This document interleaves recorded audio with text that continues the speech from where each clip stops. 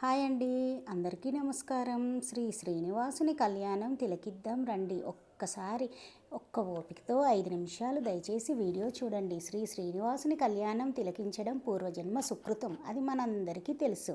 అంతటి అదృష్టాన్ని మా ఆర్యవైశ్య సంఘం పురాణ ఫుల్ కార్వాన్ 2025 టీం మెంబర్స్తో కలిసి 2025 సంఘం అధ్యక్షుల వారు శ్రీ శ్రీనివాసుని కళ్యాణాన్ని జరిపించారు.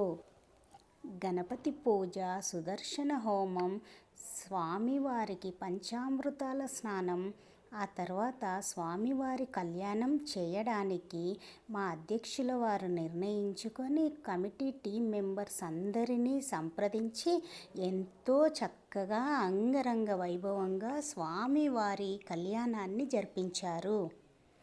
72 జంటలతో ఆర్యవైశ్య భవనం పురాణ ఫుల్ కార్వాన్లో స్వామివారి కళ్యాణాన్ని మొట్టమొదటిసారిగా 2025 టీం మెంబర్స్ జరిపించారు.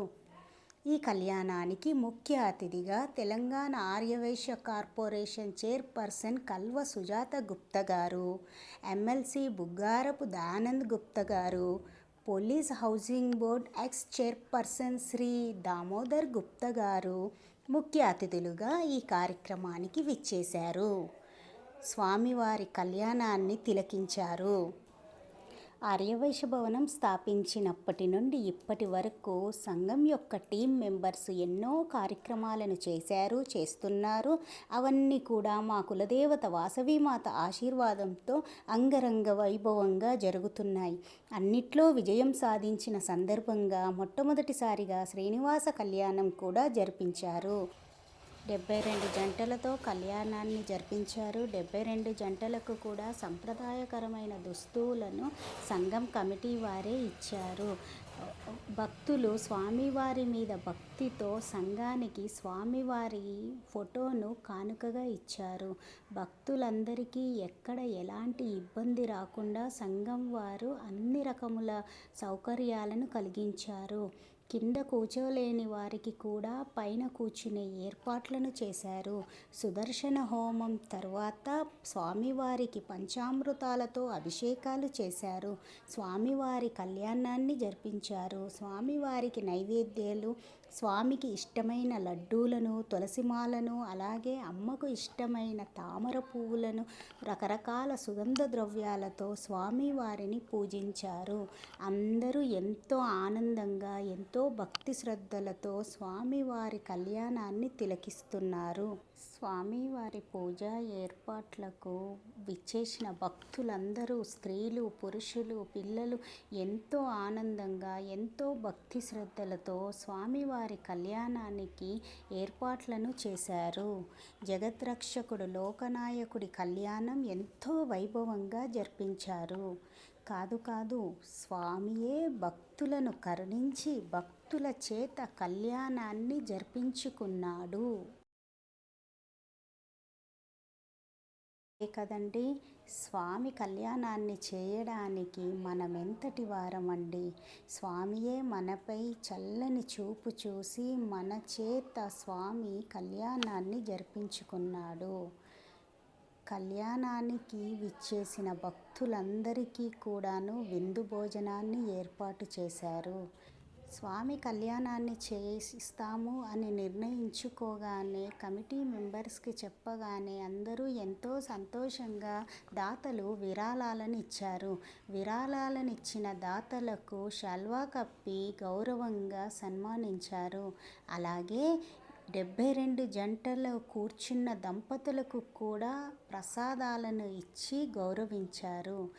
కళ్యాణం జరిగినాక తీర్థప్రసాదాలు తీసుకునే సమయంలో మా కమిటీ అధ్యక్షుల వారు 1కి 4 సార్లు భక్తులందరికీ మనవి చేసుకున్నారు. అది ఏమనగానంటే, మీరు స్వామివారికి ఇచ్చే కానుకలను ఎక్కడా ఏ పళ్ళెంలో వేయకూడదు.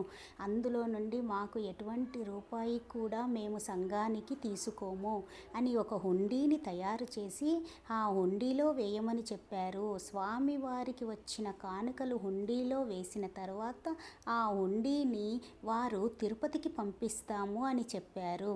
మా సంఘం టీం మెంబర్స్ ఎంత విశాలమైన హృదయం అండి. ఈ సంప్రదాయకరమైన దుస్తులన్నీ కూడా సంఘం వారే ఇచ్చారు. కళ్యాణం అనంతరం స్వామివారిని ఊరేగింపు చేశారు. స్వామివారిని పల్లకిలో స్త్రీలు పురుషులు ఎంతో ఆనందంగా ఎంతో ఉత్సాహంగా పల్లకి సేవను చేసి స్వామివారిని ఊరేగింపు చేశారు. తదనంతరం స్వామివారి సేవకు వచ్చిన వారికి ప్రతి ఒక్కరికి ఉచితంగా లాటరీ టికెట్ ఇచ్చారండి. లాటరీ టికెట్ తీసుకొని ఊరేగింపు తర్వాత మళ్ళీ రాత్రికి భోజనం చేసిన తర్వాత లాటరీ తీశారు. ఆ లాటరీలో అన్నీ కూడా విలువైన కానుకలనిచ్చారు. TV, washing machine, mixie grinder మొదలైనవి. భక్తులందరూ కూడాను మార్నింగ్ టిఫిని, భోజనము, గణపతి పూజ, సుదర్శన యాగము, పంచామృతాల స్నానము, స్వామివారి కళ్యాణము, మధ్యాహ్నం భోజనం, తిరిగి పల్లకీ సేవ, అమ్మవారి ఓడిబియ్యము, ఊరేగింపు, దాండియా, రాత్రి భోజనము, ఆ తర్వాత బంపర్ డ్రా. నిజంగా స్వామివారు వైకుంఠంలో ఉంటారు అంటే ఈరోజు సాయంత్రం మా ఆర్యవైశ్య భవనంలోనే భూలోక వైకుంఠం కనిపించింది. అలా భక్తులందరినీ సంతోషపెట్టిన వారు మా 2025 టీం మెంబర్స్. అంతేకాకుండా ఈ 72 జంటలను కళ్యాణం ఉచితంగా యాదగిరి గుట్టకి తీసుకెళ్ళి దర్శనాన్ని చేయించారు.